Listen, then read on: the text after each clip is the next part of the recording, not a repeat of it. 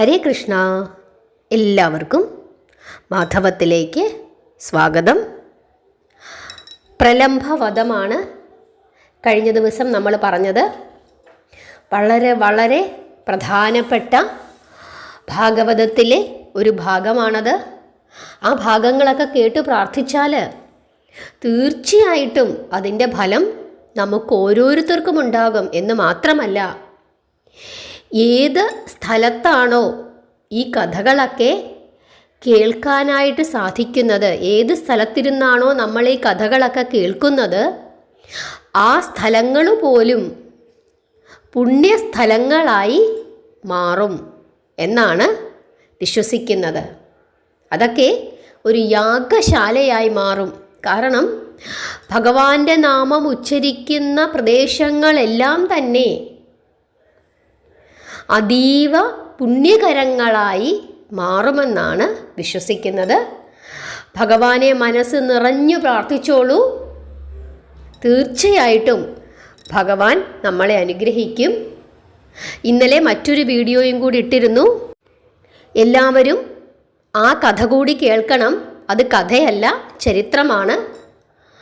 മുരുകദേവൻ്റെ വളരെ പ്രധാനപ്പെട്ട മറ്റൊരു ഭാവം, ആ ഭാവത്തിലുള്ള ഒരു ക്ഷേത്രം, സകല ദുരിതങ്ങളും മാറ്റിത്തരുന്ന കലിയുഗദേവനായ വേലായുധ സ്വാമിയുടെ ഒരത്ഭുത ക്ഷേത്രത്തെ പറ്റിയുള്ള വിവരണമാണ് ഇട്ടിരുന്നത്. തീർച്ചയായിട്ടും ആ വീഡിയോയും കൂടെ കണ്ട് പ്രാർത്ഥിക്കണം. നമ്മളെല്ലാവരും ഈശ്വര വിശ്വാസത്തിലിരുന്ന് ജീവിക്കണം. ഈശ്വരൻ എന്നും നമ്മളെ കാത്തുരക്ഷിക്കും എന്നുള്ള ഉത്തമമായ വിശ്വാസത്തിൽ ജീവിച്ചു പോകണം. എങ്കിൽ മാത്രമേ ദുഃഖങ്ങളും പ്രയാസങ്ങളും ദുരിതങ്ങളുമൊക്കെ നമ്മുടെ ജീവിതത്തിൽ ഉണ്ടാകുമ്പോൾ അതിനെയെല്ലാം തരണം ചെയ്ത് മുമ്പോട്ട് പോകുവാനുള്ള ശക്തി നമുക്ക് ലഭിക്കുകയുള്ളൂ. ഇന്ന് നമ്മൾ പറയാൻ പോകുന്നത് ഭാഗവതത്തിലെ മനോഹരമായ ഒരു ഭാഗമാണ്, ശ്രീകൃഷ്ണ വേണുഗാനം. അത് കേൾക്കുമ്പോൾ തന്നെ നിങ്ങൾക്ക് മനസ്സിലാകും എത്രത്തോളം മനോഹരമായ ഭാഗമാണ് ഇന്ന് നമ്മൾ പറയാൻ പോകുന്നതെന്ന്. എല്ലാവരും തന്നെ അവസാനം വരെ കേട്ട് അതിൻ്റെ അർത്ഥം ഗ്രഹിച്ച് നാമം ജപിക്കണം.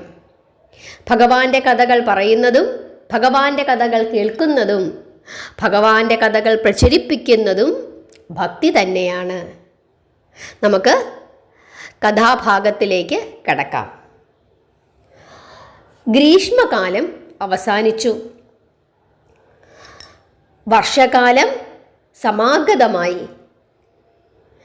അമ്പരവീഥിയിൽ കാർകൊണ്ടൽ തുണ്ടുകൾ കാളിമ നിറം പകർത്തി. മാനത്ത് മഴക്കാർ കണ്ട് മയിലുകൾ ആടിത്തുടങ്ങി. മഴയും പെയ്തു തുടങ്ങി. ആറുകളിലും പൊയ്കകളിലും ജലവിധാനം പൊങ്ങി. മേഘഗർജിതങ്ങളും മിന്നൽ പിണരുകളും വർഷകാല ഭീകരതയെ വർദ്ധിപ്പിച്ചു. ആ കാലത്തും കാർവർണ്ണനും കൂട്ടുകാരും വൃന്ദാവനത്തിൽ പോയി കാലികളെ മേച്ചുകൊണ്ടേയിരുന്നു. കഠിനമായ പേമാരി ചൊരിയുമ്പോൾ അവർ ഇലച്ചില്ലുകൾ അധികമുള്ള പന്തലിച്ച വൻമരങ്ങളുടെ താഴെ അഭയം തേടും. വർഷഋതു കഴിഞ്ഞ് മനോഹരമായ ശരത്കാലം വന്നണഞ്ഞു. മഴക്കാറുകൾ മാറി, മാനം തെളിഞ്ഞു. എന്നാലും ഇടിമുഴക്കങ്ങൾ വിട്ടൊഴിഞ്ഞില്ല. ചന്ദ്രനു പ്രഭയും കാന്തിയും വർദ്ധിച്ചു. ദിനകരനും തെളിഞ്ഞു പ്രകാശിക്കുവാൻ തുടങ്ങി. പ്രകൃതിക്കും ഒരു നവസൗന്ദര്യം സംജാതമായി. ശരത്കാലത്ത് അഗസ്ത്യ നക്ഷത്രം ഉദിക്കുന്നതിനാൽ നദികളിലും പൊയ്കകളിലുമുള്ള ജലം നിർമ്മലമായി തീർന്നു. ശരത്കാലത്തെ വൃന്ദാവന ഭംഗി കൃഷ്ണനെ ആകർഷിച്ചു. എന്നും പശുക്കളെയും കൊണ്ട് വനത്തിൽ പോയാൽ അവയെ മേയാൻ വിട്ടിട്ട് നല്ല തണലും തണുപ്പുമുള്ള വൃക്ഷത്തിൻ്റെ ചുവട്ടിൽ കാലുകളും പിണച്ചിരുന്നു കൊണ്ട് വശ്യവും ശ്രവണമധുരവുമായ മുരളീഗാനം ഉതിർക്കുകയാണ് കണ്ണൻ്റെ പതിവ്. കണ്ണൻ്റെ കർണമധുരമായ വേണുഗാനത്തിനു സദൃശ്യമായി ആ ഗാനമല്ലാതെ മറ്റൊന്നും ലോകത്തിലുണ്ടായിരുന്നില്ല. പലവിധ രാഗങ്ങളോടു കൂടിയ ആ അത്ഭുത ഗാനം പ്രേമാത്മകമായിരുന്നു. കാരണം മറ്റൊന്നുമല്ല, അതിൻ്റെ ഈണത്തിൻ്റെ പ്രത്യേകതയായിരുന്നു അത്. ആ ഗാനം ആലപിക്കുന്നവൻ കേവലം 7 വയസ്സുപോലും പ്രായം തികയാത്ത ഒരു ബാലനായിരുന്നു. ആയതിനാൽ അത് പ്രേമാത്മകമോ കാമത്തെ ഉദ്ദീപിപ്പിക്കുന്നതോ ആയിരുന്നില്ല. എന്നാൽ ആ ഗാനമാധുരി ശ്രവിച്ച് ഗോപവനിതകൾ കൃഷ്ണനിൽ അനുരാഗവതികളായി തീർന്നു. ആ അനുരാഗത്തിന് ശൃംഗാരമില്ലായിരുന്നു. പിന്നെയോ അനാദൃശ്യമായ ഒരു ആകർഷണമായിരുന്നു അത്.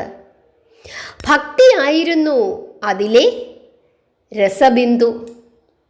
അപൂർവ സുന്ദരമായ ഒരു സാധനം കാണുമ്പോൾ ആർക്കും അതിനോടൊരു ആസക്തി തോന്നാറുണ്ട്. അത് സ്വാഭാവികം. 1000 മന്മഥൻ്റെ സൗന്ദര്യത്തോടു കൂടിയ ആരോമൽ കൃഷ്ണൻ്റെ ശ്യാമകോമള കളേബര സൗകുമാര്യം സദാ കണ്ടാനന്ദിച്ച് നയന സാഫല്യമടയുവാനും ആ പുല്ലാങ്കുഴലിൽ നിന്നും ശ്രവിക്കുന്ന പുണ്യനാദം കേട്ട് സായൂജ്യമണയാനും ആ ഗോപവനിതകൾ ആഗ്രഹിച്ചത് സ്വാഭാവികം മാത്രം. ഭർതൃമതികളും സന്താനവതികളും പ്രൗഢകളും യുവതികളും കുമാരികളുമെല്ലാം പ്രായവ്യത്യാസമില്ലാതെ ആ മുരളീഗാനം കേൾക്കുന്ന മാത്രയിൽ സർവവും മറന്ന് അങ്ങോട്ട് ഓടിപ്പോയിക്കൊണ്ടേയിരുന്നു. അത് ഭക്തിയുടെ ആത്മപ്രചോദനത്തിൻ്റെ ഫലമായിട്ട് ആയിരുന്നു. അങ്ങനെ ഓടക്കുഴൽ വിളിച്ചു ഗോപന്മാരെയും ഗോപികളെയും രസിപ്പിച്ചുകൊണ്ട് ഗോപികാരമണൻ ആ ശരത്കാലത്തിൻ്റെ ഏറിയ ഭാഗവും വൃന്ദാവനത്തിൽ തന്നെ കഴിച്ചുകൂട്ടി. ഗോപികളുടെ മനസ്സെപ്പോഴും ഗോപാലകൃഷ്ണനിൽ തന്നെ ലയിച്ചിരുന്നു. എന്നും പുലർവേളയിൽ ചങ്ങാതികളും ഒരുമിച്ചു പശുക്കളെ മേയ്ക്കുവാനായി വൃന്ദാവനത്തിലേക്ക് പോകുമ്പോഴും വൈകിട്ട് വേണുഗാനവും മുഴക്കിക്കൊണ്ട് ഉല്ലാസത്തോടെ തിരിച്ചു വരുമ്പോഴും ആ ഗോപവനിതകൾ കൂട്ടം കൂട്ടമായി അവിടേക്ക് വന്ന് ഭഗവാന്റെ സുന്ദരമായ മുഖത്തിൽ പ്രസരിക്കുന്ന സൗന്ദര്യം അത്യധികമായ ആനന്ദത്തോടെ കണ്ട് രസിക്കുമായിരുന്നു.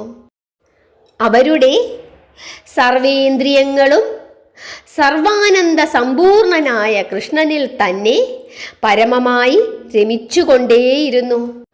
അത് ഭക്തിയുടെ മറ്റൊരു ഭാവതലമായിരുന്നു. പിഞ്ചു പൈതലായി തൊട്ടിലിൽ കിടന്ന കാലം മുതൽ പരമാത്മാവായ ആ ഭഗവാനിൽ അവർ രമിക്കാൻ തുടങ്ങിയിരുന്നു. 7 വയസ്സായപ്പോൾ അവരുടെ ഭക്തിയും അതനുസരിച്ച് വളർന്ന് മറ്റൊരു വേഷമണിഞ്ഞു.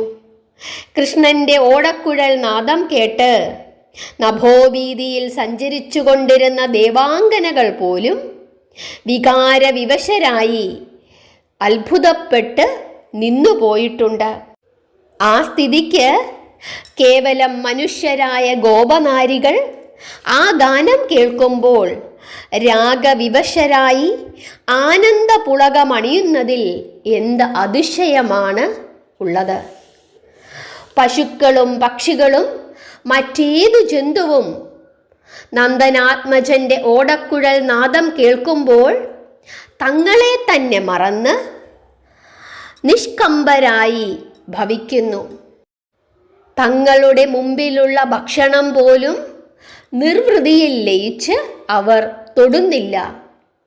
ഓരോരോ രാഗങ്ങളെ ധ്വനിപ്പിക്കുവാൻ വേണ്ടി ഓടക്കുഴലിലെ ദ്വാരങ്ങളിൽ വിരൽത്തുമ്പുകളെ ചേർത്ത് പൊക്കിയും താഴ്ത്തിയും ചലിപ്പിച്ചുകൊണ്ടും താളത്തിനൊത്ത് ത്രിക്കഴലുകളിളക്കി കിങ്ങിണികൾ മുഴക്കിക്കൊണ്ടും പുല്ലാങ്കുഴലൂതുന്ന സാക്ഷാൽ ശ്രീകൃഷ്ണ ഭഗവാനെ എങ്ങനെയാണ് ഗോപസ്ത്രീകൾക്ക് മറക്കാൻ കഴിയുന്നത്?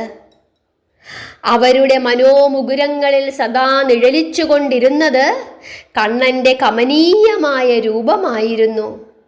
കൃഷ്ണഭക്തിയിൽ ഏറ്റവും ഉന്നതമായ സ്ഥാനത്തു നിൽക്കുന്നവർ ഗോപസ്ത്രീകളാണെന്ന് പറയുവാൻ കാരണവും ഇതുതന്നെയാണ്.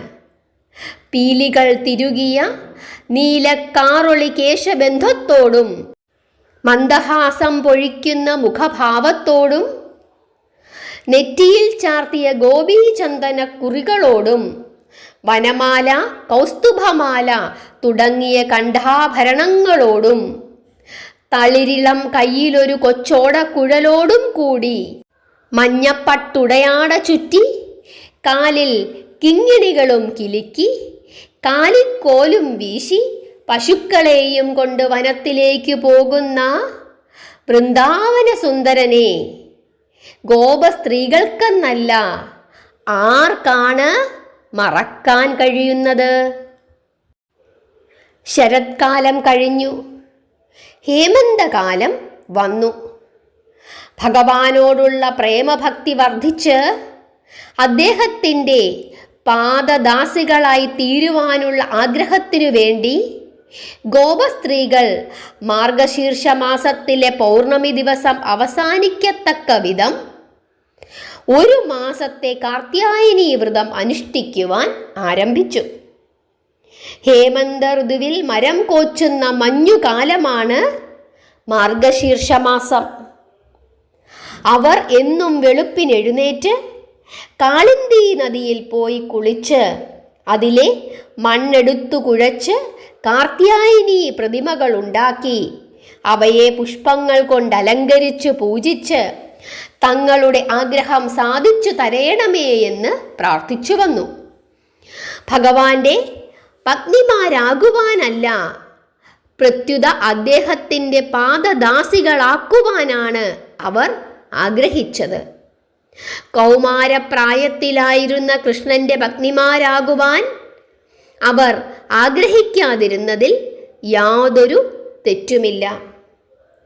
നിഷ്കാമനായ ഒരു കർമ്മയോഗി പ്രാർത്ഥിക്കുന്നതും ഇതുതന്നെയാണ്, ഭഗവാന്റെ പാദദാസ്യം. ആ സ്ഥിതിക്ക് ഗോപവനിതകൾ ആരംഭിച്ച ആ വ്രതവും ഒരു കർമ്മയോഗ അനുഷ്ഠാനമായിരുന്നു.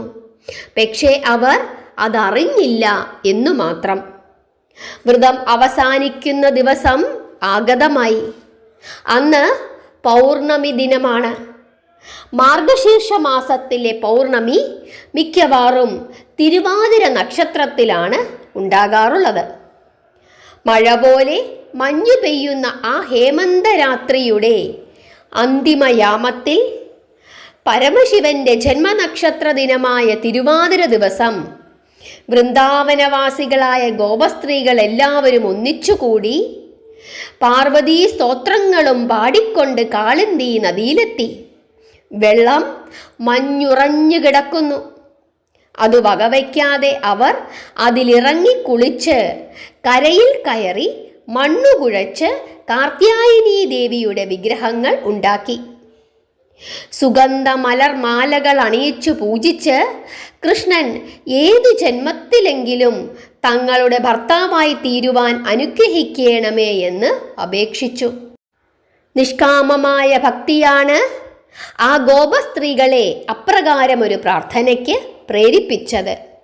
കേവലം ഒരു ബാലനായ കൃഷ്ണന്റെ പ്രായത്തെ അവർ ഗൗനിച്ചില്ല. ആ അത്ഭുത കുമാരനിൽ പ്രകാശിച്ചിരുന്ന ബ്രഹ്മാനന്ദ സൗന്ദര്യത്തെയാണ് അവർ പ്രേമിച്ചത്. തൻ്റെ ഭക്തന്മാർക്ക് അവരുടെ ആഗ്രഹം സാധിച്ചു കൊടുക്കുന്ന കരുണാവാരിധിയാണ് ഭഗവാൻ ശ്രീകൃഷ്ണൻ. ഗോപനാരികളുടെ വ്രതം അവസാനിച്ചു. അവരെ അനുഗ്രഹിക്കണമെന്ന് ഭഗവാൻ തിരുവുള്ളത്തിൽ നനച്ചു.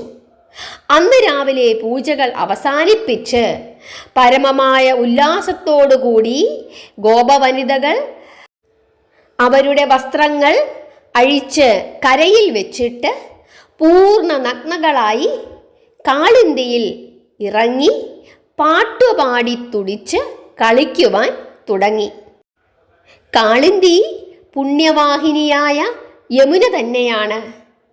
അതിൽ പൂർണ്ണ നഗ്നകളായി ഇറങ്ങി സ്നാനം ചെയ്യുന്നത് ഏറ്റവും നിന്ദ്യമായി ഗണിക്കപ്പെട്ടിരുന്നു. പണ്ട് വൈശ്രവണപുത്രന്മാരായ നളകുബേര മണിഗ്രീവന്മാർ നഗ്നരായി ഗംഗയിലിറങ്ങി മദനലീലകളാടിയതുകൊണ്ടാണല്ലോ നാരദ ശാപത്തിന് അവർ അർഹരായത്. പാട്ടും തുടിയും കുളിയും തകൃതിയായി നടക്കുന്നതിനിടയിൽ കളിമാറാത്ത കണ്ണൻ സൂത്രത്തിൽ കരയിൽ വന്ന് ആരും കാണാതെ ആ ചേലകൾ മുഴുവനും വാരിയെടുത്ത് അടുത്തു നിന്നിരുന്ന ഒരു അശ്വത്ഥമരത്തിൽ കയറി വസ്ത്രങ്ങൾ ഓരോന്നും ഓരോ കൊമ്പിൽ തൂക്കിയിട്ടു. അനന്തരം ഒരു മുരടിച്ച കൊമ്പിന്മേൽ കയറിയിരുന്നു കൊണ്ട് മുരളീഗാനം ഉതിർക്കുവാൻ തുടങ്ങി. വേണുഗാനം കേട്ട ഗോപനാരികൾ പെട്ടെന്നു തന്നെ കുളികൾ നിർത്തി കരയിലേക്ക് നോക്കി. തങ്ങളുടെ ഉടുതുണികളും വാരിയെടുത്ത് കള്ളകൃഷ്ണൻ അരയാലിൽ കെട്ടിത്തൂക്കി ആ കൊമ്പത്തിരുന്നു കൊണ്ട് ഒന്നും അറിയാത്ത മട്ടിൽ ഓടക്കുഴലൂതുന്നു. ആ വനിതകൾ കുറേ നേരത്തേക്ക് ജീവനില്ലാത്ത പ്രതിമകൾ പോലെ നിന്നുപോയി. നഗ്നകളായി അവർ എങ്ങനെ കരയ്ക്കു കയറും? കരയ്ക്കു കയറിയാലും അവരുടെ ചേലകൾ ആലിൻ കൊമ്പത്താണ് കിടക്കുന്നത്. ദുശീലക്കാരനായ കൃഷ്ണൻ അവയെ കീഴോട്ടെറിഞ്ഞു തന്നെങ്കിൽ വളരെ നന്നായേനെ. ഇനി തന്നില്ലെങ്കിലോ എന്തു ചെയ്യും? ഒരു സ്ത്രീക്ക് പരിഹാസ്യമായ ഏറ്റവും വലിയ അപമാനം പൂർണ്ണ നഗ്നയായി പരപുരുഷന്മാരുടെ മുമ്പിൽ പരസ്യമായി നിൽക്കുക എന്നുള്ളതാണല്ലോ. ഏതു ജന്മത്തിലെങ്കിലും കൃഷ്ണൻ തങ്ങളുടെ ഭർത്താവാകണമെന്ന് പ്രാർത്ഥിച്ചതുകൊണ്ട് അതിൻ്റെ ഫലം അവർക്കിങ്ങനെയായിരിക്കുമോ ലഭിച്ചത്? ജലത്തിൽ നിന്നുകൊണ്ട് ആ വനിതകൾ ഇപ്രകാരം യാചിച്ചു: എൻ്റെ കൃഷ്ണ, പൊന്നുണ്ണിക്കണ്ണ, ദയവു ചെയ്ത് ഞങ്ങളുടെ വസ്ത്രങ്ങൾ ഇങ്ങോട്ടെറിഞ്ഞു തരൂ. ഞങ്ങൾ പാപങ്ങളല്ലേ. മുരളീധരൻ അതു കേട്ട ഭാവം വയ്ക്കാതെ പിന്നെയും മുരളീഗാനം മുഴക്കിക്കൊണ്ടേയിരുന്നു. ഇന്ദുമുഖികൾ ഇന്ദിരാരമണനോട് വീണ്ടും യാചിച്ചു: എൻ്റെ കൃഷ്ണ, ഞങ്ങളുടെ പുടവകൾ ഇങ്ങോട്ടെറിഞ്ഞു തരൂ. എത്ര നേരമായി ഞങ്ങൾ ഈ വെള്ളത്തിൽ നിൽക്കുന്നു. എന്തേ കൃഷ്ണ ഞങ്ങളിൽ കരുണ തോന്നാത്തത്? ഞങ്ങൾ നിന്നെ എടുത്തു വളർത്തിയവരല്ലേ, പാലും വെണ്ണയും തന്നവരല്ലേ. നിന്റെ ഓടക്കുഴൽ നാദം കേൾക്കുമ്പോൾ ഓടിയണച്ച് എത്തുന്നവരല്ലേ. അത് കേട്ടപ്പോൾ പുഞ്ചിരി പൊഴിച്ചുകൊണ്ട് അഞ്ചിതഗാത്രൻ ഇപ്രകാരം അരുളി ചെയ്തു: വെള്ളത്തിൽ നനയാതിരിക്കുവാനല്ലേ വസ്ത്രങ്ങൾ അഴിച്ചു കരയിൽ വെച്ചത്. ഞാനിപ്പോൾ അങ്ങോട്ടെറിഞ്ഞു തന്നാൽ അവ നനഞ്ഞ് ചീത്തയാവുകയില്ലേ? നിഷ്കളങ്കതയോടുകൂടി കുഞ്ഞികൃഷ്ണൻ ഇങ്ങനെ ചോദിച്ചപ്പോൾ അവർ പറഞ്ഞു: ഇല്ല കൃഷ്ണ, ഞങ്ങൾ വെളുപ്പിനു കുളിച്ചപ്പോൾ നനച്ച ചേലകളാണ്. ഇനിയും നനഞ്ഞാലും വിരോധമില്ല. ഇങ്ങോട്ടെറിഞ്ഞു തരൂ കണ്ണ, ഞങ്ങളുടെ ഓമന കണ്ണനല്ലേ. അപ്പോൾ കണ്ണൻ പറയുകയാണ്: നിങ്ങൾ ഓരോരുത്തരായി കരയ്ക്കു കയറി വന്ന് ചേല വാങ്ങിക്കൊണ്ട് പൊയ്ക്കൊള്ളുക. അപ്പോൾ അവർ പറഞ്ഞു: ഉടുതുണിയില്ലാതെ പിറന്ന പാടെ ഞങ്ങൾ എങ്ങനെ കരയ്ക്കു കയറും കണ്ണ? അപ്പോൾ കണ്ണൻ പറയുകയാണ്: ഉടുതുണിയില്ലാതെ പിറന്ന പാടെ നിങ്ങൾ എങ്ങനെ നിന്നു കുളിച്ചു? പെണ്ണുങ്ങൾ തമ്മിലാണെങ്കിലും പിറന്ന പാടെ നിന്നു കുളിക്കുവാൻ നിങ്ങൾക്ക് നാണം തോന്നിയില്ലേ? ഏതായാലും നിങ്ങൾ കരയ്ക്കു കയറി വന്നാൽ മാത്രമേ ഞാൻ ചേലകൾ തരികയുള്ളൂ. ആ സ്ത്രീകൾ കഷ്ടത്തിലായി. നഗ്നരായി അവർ എങ്ങനെ കരയ്ക്കു കയറും? കുറച്ചു കഴിയുമ്പോൾ അവരെ അന്വേഷിച്ച് മറ്റു ഗോപന്മാർ അവിടെ എത്തും. അപ്പോൾ സംഗതി വഷളാകും. അങ്ങനെ ചിന്തിച്ചുകൊണ്ട് ആ ഗോപനാരികൾ പിന്നെയും യാചിച്ചു, ഹേ സുന്ദരമൂർത്തേ കൃഷ്ണ, ഞങ്ങൾ നിന്റെ ദാസികളല്ലേ, ഞങ്ങളെ സങ്കടപ്പെടുത്താതെ ഞങ്ങളുടെ വസ്ത്രങ്ങൾ തരൂ. അപ്പോൾ കൃഷ്ണൻ പുഞ്ചിരിച്ചു കൊണ്ടിരുന്നതേയുള്ളൂ. ആ ഗോപസ്ത്രീകൾ യഥാർത്ഥ കൃഷ്ണഭക്തകളാണ്. അവർക്ക് ദേഹാഭിമാനമാണോ ദേഹത്തെ മറന്നുള്ള ഭക്തിയാണോ ഏതാണ് മികച്ചു നിൽക്കുന്നതെന്ന് ഭഗവാൻ അറിയണം. ഭക്തൻ ദേഹത്തെ വിഗണിച്ചുകൊണ്ട് ഭക്തിയിൽ മുഴകും. അതാണ് ശ്രേഷ്ഠമായ ഭക്തിയോഗം. ഗോപനാരികൾക്ക് ആ ഉത്തമ ഭക്തിയുണ്ടോ എന്നറിയുന്നതിനുള്ള ഒരു പരീക്ഷയാണ് വസ്ത്രാപഹരണത്തിൽ കൂടി ഭഗവാൻ അപ്പോൾ നിർവഹിച്ചത്. ദേഹാഭിമാനമാണ് അവരിൽ തഴച്ചു നിൽക്കുന്നതെങ്കിൽ നിശ്ചയമായും നഗ്നകളായി അവർ തൻ്റെ മുമ്പിൽ വരികയില്ല എന്ന് കൃഷ്ണന് പൂർണ്ണ ബോധ്യമുണ്ടായിരുന്നു. അതിനും പുറമേ ശൃംഗാരത്തിൻ്റെ കറ അവരുടെ ഭക്തിയിൽ കലരുന്നുണ്ടോ എന്നും കൃഷ്ണന് അറിയേണ്ടതായി ഉണ്ടായിരുന്നു. വെറും നഗ്നകളായി അവർ തൻ്റെ മുമ്പിൽ വരുമ്പോൾ സുന്ദരമെന്ന് തോന്നുന്ന അവരുടെ ദേഹത്തിൻ്റെ അഭംഗി അവർക്കു തന്നെ ബോധ്യപ്പെടണം. അവളുടെ നഗ്ന ശരീരം മറ്റൊരു പുരുഷനെ കാണിക്കണമെങ്കിൽ അവൾ ദേഹാഭിമാനമില്ലാത്ത വിരക്ത യോഗിനി ആയിരിക്കണം.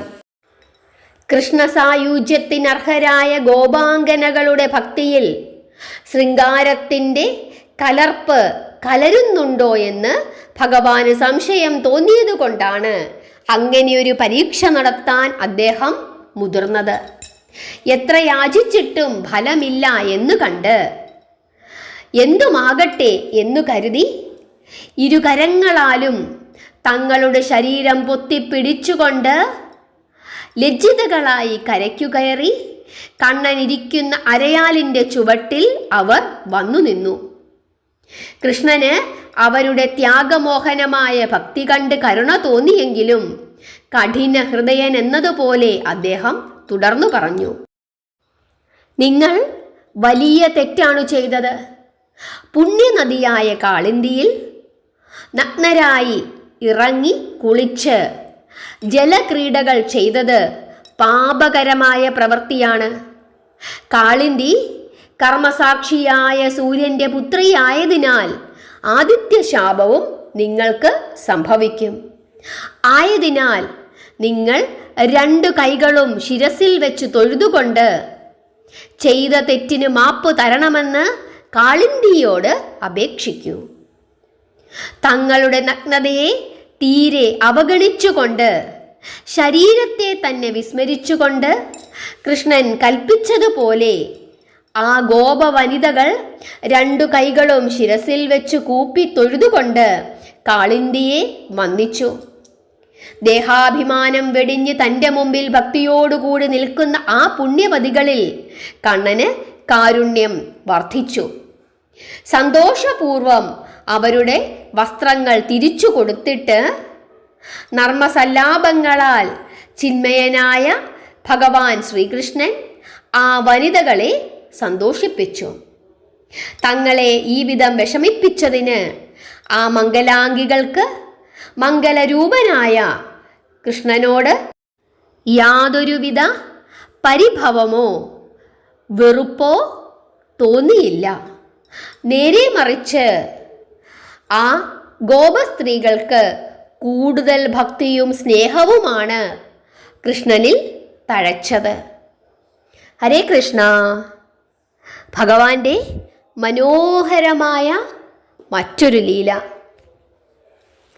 ഭഗവാൻ ഇതിലൂടെ നമുക്ക് എന്തൊക്കെയാണ് പറഞ്ഞു തരുന്നത്? പുണ്യനദിയായ കാളിന്തിയെ ഈ വിധം മലിനമാക്കരുത്. നമ്മൾ ഓരോരുത്തരും അതുതന്നെയാണ് ചെയ്യേണ്ടത്. പുണ്യനദികളെ ഒരിക്കലും മലിനപ്പെടുത്തരുത് ഒരു രീതിയിലും. അതുകൊണ്ടാണ് ഹിന്ദുമത വിശ്വാസികൾ പ്രകൃതി സ്നേഹികളാണ് എന്ന് പറയുന്നത്. കാരണം നമ്മളെല്ലാവരും എന്താണ് ചെയ്യുന്നത്? കാറ്റിനെ ദൈവമായി ആരാധിക്കുന്നു, പ്രകൃതിയെ ദൈവമായി ആരാധിക്കുന്നു, ഓരോ നദികളെയും പൂക്കളെയും വൃക്ഷങ്ങളെയും മലകളെയും എന്തിനു പറയുന്നു? സകല ജീവവർഗങ്ങളെയും നമ്മൾ ദൈവമായി ആരാധിക്കുന്നു. അപ്പോൾ എന്താണ് സംഭവിക്കുന്നത്? ആ വർഗങ്ങളെ ഒന്നും നമ്മൾ നശിപ്പിക്കുകയില്ല. പക്ഷേ ഇന്ന് നമ്മൾ നമ്മുടെ വിശ്വാസങ്ങളൊക്കെ അവഗണിച്ചുകൊണ്ട് പ്രകൃതിയെ നശിപ്പിക്കാനായി തുടങ്ങിയിരിക്കുന്നു. അതിൻ്റെ ഫലം നമ്മളെല്ലാവരും ഇന്ന് അനുഭവിച്ചുകൊണ്ട് തന്നെ ഇരിക്കുകയാണ്. ഒരു കാര്യം എനിക്ക് നിങ്ങളോട് പറയാനുണ്ട്. നമ്മൾ തന്നെ പലപ്പോഴും പറയുന്ന ഒരു കാര്യമാണ്, ഇപ്പം ഏതെങ്കിലും ഒരു ആൺകുട്ടി ഇച്ചിരി കുഴപ്പത്തിലൊക്കെ നടക്കുകയാണെങ്കിൽ ഉടനെ തന്നെ ആ കുട്ടിയെ ഭഗവാന്റെ പേരിട്ടങ്ങ് വിളിക്കും. ഇനി ആരും അങ്ങനെ ചെയ്യരുത്, ഭഗവാൻ അങ്ങനെ നടക്കുന്ന ഒരാളൊന്നുമല്ല. ഇത് പറയുന്നത് നമ്മൾ ഹിന്ദുമത വിശ്വാസികൾ തന്നെയാണ് ഈ വിധം പേരിട്ടൊക്കെ വിളിക്കുന്നത്. അങ്ങനെയൊന്നും ഇനി ആരും പറയരുത്. ഭഗവാനെ അങ്ങനെയൊന്നും പറഞ്ഞ് നമ്മൾ ആരും അപമാനിക്കരുത്. അതാണ് നമ്മൾ ഓരോരുത്തരും മനസ്സിലാക്കേണ്ടത്. ഭഗവാൻ എന്തൊക്കെയാണ് ചെയ്തതെന്ന് പൂർണ്ണമായി മനസ്സിലാക്കാത്തത് കൊണ്ടാണ് ഈ വിധം നമ്മൾ പറഞ്ഞ് ശീലിച്ചത്. ആരെങ്കിലും അങ്ങനെ പറയുന്നുണ്ടെങ്കിൽ ഇനി അങ്ങനെ പറയരുത്. അതാണ് എനിക്ക് പറയാനുള്ളത്. പിന്നെ മറ്റൊരു കാര്യം പറയാനുള്ളത്, ഇവിടെ ശരീരത്തെ മറന്നുകൊണ്ട് ഭഗവാനിൽ എല്ലാം അർപ്പിച്ച ഗോപ വനിതകളെ പറ്റി പറഞ്ഞു. നമ്മൾ ഓരോരുത്തരും അത് തന്നെയാണ് ചെയ്യേണ്ടത്. അതായത് ഇപ്പം നമ്മൾ വ്രതം എടുക്കുന്നു, ആ സമയത്ത് എല്ലാവരും ചോദിക്കും, എന്തിനാണ് ഭക്ഷണം കഴിക്കാതെ ഇരിക്കുന്നത്, അതല്ലെങ്കിൽ എന്തിനാണ് അരിഭക്ഷണം ഒഴിവാക്കുന്നത്, ഇങ്ങനെയൊക്കെ ചോദിക്കും. നമ്മൾ ചിലപ്പോൾ ഇഷ്ടപ്പെട്ട നമ്മുടെ ചില പദാർത്ഥങ്ങൾ, ആഹാര സാധനങ്ങളൊക്കെ ആ ദിവസങ്ങളിൽ ഒഴിവാക്കുമ്പോൾ നമ്മുടെ ശരീരത്തെ പറ്റിയിട്ടുള്ള അമിതമായ ആ ചിന്തയാണ് നമ്മളിൽ നിന്നും മാറിപ്പോകുന്നത്. ചിലപ്പോൾ നമ്മൾ ഏകാദശി വ്രതം എടുക്കുന്ന സമയങ്ങളിലായിരിക്കും നിങ്ങൾ നോൺ വെജിറ്റേറിയൻ ഭക്ഷണങ്ങളൊക്കെ കഴിക്കുന്ന ആളുകളാണെങ്കിൽ പെട്ടെന്ന് നോൺ വെജിറ്റേറിയൻ സദ്യയുള്ള ഒരു കല്യാണത്തിന് പോകേണ്ടി വരുന്നത്. അപ്പോൾ നമ്മൾ എന്ത് ചെയ്യും? പെട്ടെന്ന് തന്നെ ഏകാദശിയൊക്കെ അങ്ങ് മാറ്റിവെക്കും. എന്നിട്ട് ആ കല്യാണത്തിന് പോയി മൃഷ്ടാന്നം അങ്ങ് കഴിക്കും. ചിലപ്പോൾ നമുക്ക് മാത്രമേ ഏകാദശി കാണത്തുള്ളൂ, നമ്മുടെ വീട്ടിലുള്ളവർ മീനൊക്കെ വറുത്ത് കഴിക്കും. അപ്പോൾ മീനൊക്കെ വറക്കുന്നതിൻ്റെ ആ മണമൊക്കെ കേൾക്കുമ്പോൾ പെട്ടെന്ന് തന്നെ ചിലർ എന്ത് ചെയ്യും? ഏകാദശിയൊക്കെ അങ്ങ് വേണ്ടാന്ന് വെക്കും. നിങ്ങളെ ആരെ പറ്റിയല്ല പറഞ്ഞത്, പക്ഷെ ചിലരൊക്കെ അങ്ങനെയുണ്ട്, ഞാൻ കാണാറുണ്ട്. നമ്മുടെ ചാനൽ കാണുന്ന ആരും അങ്ങനെ ചെയ്യില്ല, അതെനിക്കറിയാം. പക്ഷേ മറ്റു ചില ആളുകളുണ്ട്, അവരെ പറ്റിയാണ് പറഞ്ഞത്. നിങ്ങൾ ആരും വിഷമിക്കണ്ട. അവിടെ എന്താണ്, നമ്മളുടെ ആ ഒരു കൊതി നമുക്ക് അടക്കാനായിട്ട് സാധിക്കുന്നില്ല. ഈ വ്രതങ്ങളൊക്കെ എടുപ്പിക്കുന്നത് ഇങ്ങനെയുള്ള നമ്മളുടെ കൊതികളൊക്കെ ഒന്ന് അടക്കുന്നതിന് വേണ്ടിയിട്ടും ശരീരത്തെ പറ്റിയിട്ടുള്ള അമിതമായ ചിന്ത ഒഴിവാക്കുന്നതിന് വേണ്ടിയിട്ടും ഒക്കെ കൂടിയാണ്. അങ്ങനെ നമ്മൾ ചെയ്യുമ്പോൾ എന്താണ് സംഭവിക്കുന്നത്? നമ്മുടെ മനസ്സിനും ശരീരത്തിനും കൂടുതൽ ശുദ്ധി ഉണ്ടാവുകയാണ്, കൂടുതൽ സൗന്ദര്യമുണ്ടാവുകയാണ്. ഇതൊക്കെയാണ് ഭഗവാൻ ഉദ്ദേശിക്കുന്നത്.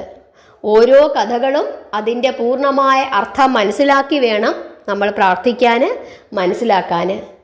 എല്ലാവർക്കും മനസ്സിലായെന്ന് വിചാരിക്കുന്നു. ഇപ്പോൾ നിങ്ങൾക്ക് മനസ്സിലായി കാണുമല്ലോ എന്തിനാണ് ഭഗവാൻ ഗോപസ്ത്രീകളുടെ വസ്ത്രം അപഹരിച്ചത്. നിങ്ങൾക്ക് എന്താണ് മനസ്സിലായതെന്ന് കമൻറ്റായി രേഖപ്പെടുത്തൂ. എല്ലാവരും നാമം ജപിക്കണം, പ്രാർത്ഥിക്കണം. ഹരേ കൃഷ്ണ.